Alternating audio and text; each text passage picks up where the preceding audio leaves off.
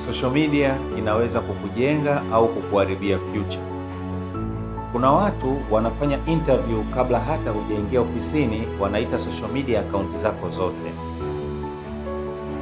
Marekani, msichana mmoja aitwaye Ashley alikuwa very active kwenye social media.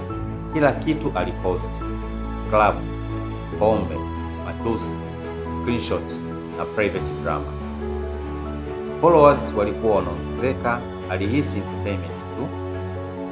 Baada ya kuhitimu alipata nafasi nzuri ya internship, lakini baada ya muda aliambiwa kupigia simu.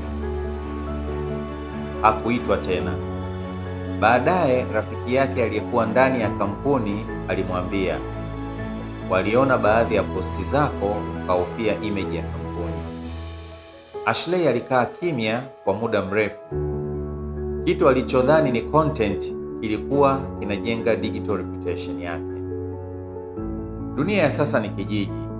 Leo kampuni zinaangalia social media, biashara zinaangalia tabia zako, watu wanaangalia namna unavyojionyesha. Sio kila kitu kinapaswa kuwa online.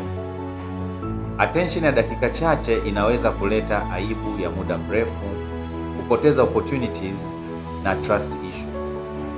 Vijana, kuonekana mtandaoni sio sawa na kuwa umefanikiwa.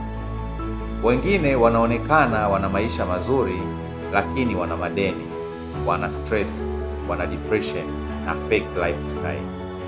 Usijenge maisha yako kwa kupigiwa makofi na watu ambao hawajui struggle zako. Wazazi wengine huona vijana wao kwenye simu muda mrefu na kufikiri ni uvivu tu, lakini kwa Gen Z simu ni dunia yao. Social media ni sehemu yao ya maisha. Validation nyingi wanazipata online. Badala ya kusema acha simu, jaribu kuuliza, unaangalia nini sana huko?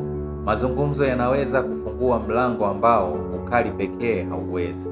Kabla hujaposti, jiulize, je, future version yako itajivunia hii posti?